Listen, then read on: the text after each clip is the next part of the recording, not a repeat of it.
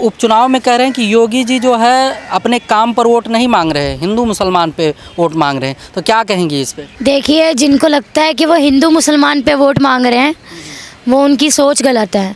अगर वो हिंदू मुसलमान में वोट मांगते तो इतना सारा सुरक्षा क्यों करते, महिलाओं को क्यों बचाते हैं, महिलाओं के लिए ऐसा रूल क्यों निकालते, और जो रेप कर रहे हैं, बलात्कार कर रहे हैं, बच्चों के साथ शोषण कर रहे हैं, उनको क्यों मारते हैं, क्यों मुजरिमों के घर तोड़वाते हैं? वो तो कह रहे हैं कि बस एक ही समुदाय के लोगों को देखते हैं कि ये गलत कर रहे हैं, बस उनको जो है टारगेट कर लेते हैं। देखिए, एक ही समुदाय नहीं होते, हर समुदाय होता है। जो समुदाय गलत करेगा ना तो वो भरेगा भी, तो इससे बढ़िया गलती करो ही मत ना। जब आपको इतना ही वो लग रहा है, इतना ही बेकार लग रहा है, तो आप गलती मत करो ना। आप गलती करोगे ना, आपको योगी ठोकेंगे। योगी ठोकेंगे, योगी ठोक के अब चुनाव जीतेंगे, यही बात तो लेकर जो अखिलेश यादव कह रहे हैं कि बीजेपी सरकार डरी सी है, डर रही है चुनाव में, वो इसीलिए ये सब ठोको और बुलडोजर चलाओ वाली राजनीति कर रहे हैं। अगर यही चीज़ होती तो तुम बलात्कार क्यों कर रहे हो, क्यों बच्चों के साथ शोषण कर रहे हो? अभी कुछ दिन पहले एक लड़की का रेप हुआ, उड़ीसा से लड़की आई थी, उसका मुद्दा 1 महीने बाद क्यों उठाया गया? उसी वक्त कार्रवाई क्यों नहीं करी कानून कार्रवाई? इतना ही बोलते हैं अपने आप को कि हम कानून बढ़िया चला रहे हैं, तो चला के दिखाओ ना। कौन किसको कह रही है भाई? योगी तो आप कह ही रहे हैं कि योगी का बढ़िया शासन है, योगी जी बढ़िया से शासन कर रहे हैं। जो अभी कुर्सी में बैठी हैं, जो खुद एक महिला है। अच्छा, दिल्ली की बात कर रही हैं? हाँ, और दिल्ली में ही हुआ है यह हादसा। अपने आप को मुख्यमंत्री कहती है ना, कहा था दिल्ली की एक भी लड़कियों के साथ बलात्कार नहीं होगा, तो क्यों हुआ वो उड़ीसा वाली लड़की के साथ बलात्कार? क्यों करा? एक ऑटो वाले ने, एक कवाड़ी ने, एक भिखारी ने उसके साथ रेप क्यों करा? इसमें भी तो लोग सफाई देते कहते हैं कि इस पुलिस जो है दिल्ली सरकार के पास। ये ना कांड तभी होता है, दिल्ली सरकार, जब कुछ अच्छा काम होता है ना, पुलिस हमारे अंडर में। ये पॉलिटिक्स है। पॉलिटिक्स में क्या होना चाहिए? इस पे बहुत ही कड़क कानून निकलना चाहिए। सबसे पहले तो जो मुख्यमंत्री बैठी है ना, उन्हीं पे कानून निकलना चाहिए। तो मुख्यमंत्री तो ठीक है आतिशी जी भाई, अरे अच्छी बात है। आतिशी ठीक है, कभी व्हील चेयर में बैठ जाती है, कभी हाथ तुड़वा लेती है, कभी अंधी हो जाती है। ये कहाँ की पॉलिटिक्स है, कहाँ की अच्छी मंत्री हो गई?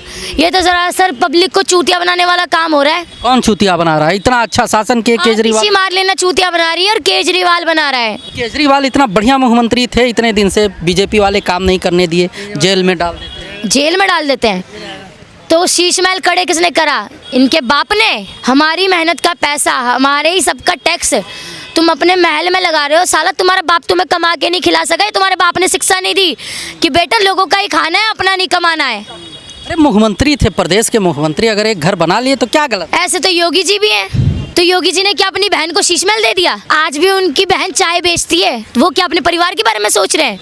मोदी क्या अपने भाइयों के बारे में सोच रहे हैं? वो भी तो पूरे देश के लिए सोच रहे हैं ना। केजरीवाल तो कह रहे हैं हम कट्टर ईमानदार हैं, कट्टर ईमानदारी का टैग लगता है, कह रहे हैं दिल्ली में बहुत काम किया। ये तो शुक्र मानो कि कभी कट्टर ईमानदारों से मुलाकात नहीं हुई है।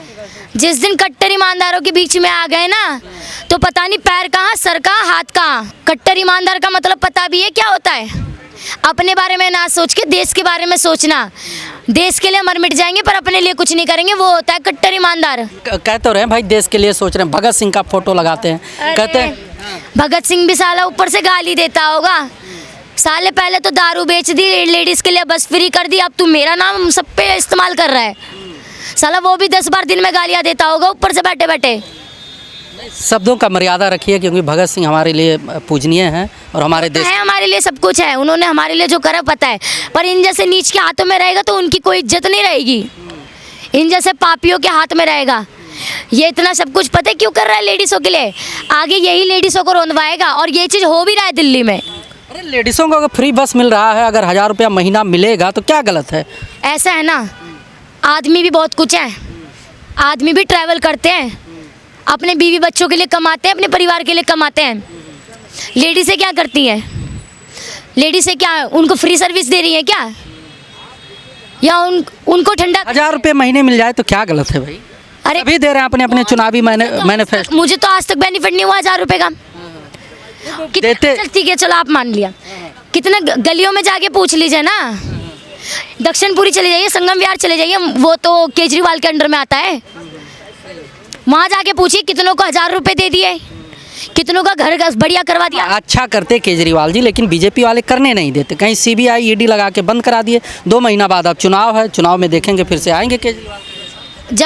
जब कुत्ता पकड़ा जाता है ना तो इसके ऊपर उसके ऊपर भौंकता ही है, भौंकता ही है। और बीजेपी ने कुछ नहीं किया है, भगवान देख रहा है ऊपर से। कहते हैं भगवान की लाठी में आवाज़ नहीं होती, जब पड़ती है ना तब समझ में आती है। बीजेपी कुछ नहीं किया, बीजेपी ने कुछ नहीं किया है।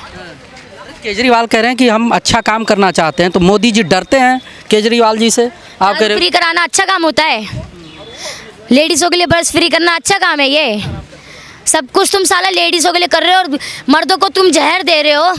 ये तो घर तोड़ने वाला काम हो रहा है ना। कौन सा परिवार तुमने जोड़ दिया?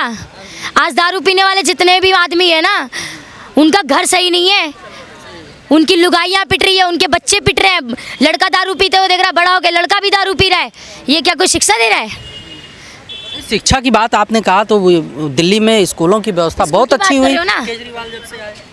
स्कूल की बात कर रहे हो ना। अभी 3 महीने हुए हैं जो केजरीवाल ने स्कूल बनवाया है ना, एक बच्चे पे पंखा गिरा है उसी स्कूल से। और जब उस पूरी बिल्डिंग को चेक किया गया ना, कच्ची सीमेंटों से बनी हुई है वो सीमेंट, पूरा स्कूल। ये बच्चों को शिक्षा दे रहा है, बच्चों को टॉप फ्लोर पे भेजने वाला काम कर रहा है। हॉस्पिटल वगैरह, मोहल्ला क्लिनिक, बहुत अच्छी व्यवस्था बनाया ना। कुछ दवाई मान लीजिए आप, मात्र 2% दवाई आपको वहाँ से मिलेगी, 50% दवाई आपको बाहर से लिख के दे देंगे। ये सिर्फ एक छलावा करा है और ये ढोंग है। इतना ही ये महान होता ना तो हर एक इंसान के लिए ना उस हॉस्पिटल में दवाई फ्री होती।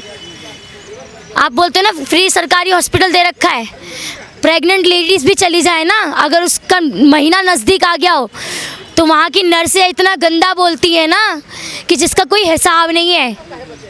फ्री है तो क्या कुछ भी बोल लोगे? लेकिन एक हिसाब से देखा जाए, फ्री दवाएं, फ्री स्कूल, फ्री पानी, फ्री बिजली अगर मिलता है किसी गरीब आदमी को तो उससे तकलीफ क्या है भाई? कहाँ फ्री पानी मिल गया जनाब? आप एक बार ना कभी आप गलियों में जाके देखिए और सबसे पूछिए कि आपको फ्री पानी मिल रहा है।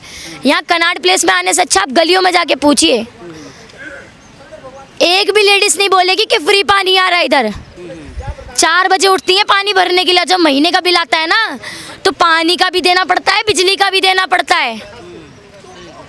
मैं खुद रहती हूँ किराए के कमरे में, मुझे पानी और बिजली दोनों देना पड़ता है।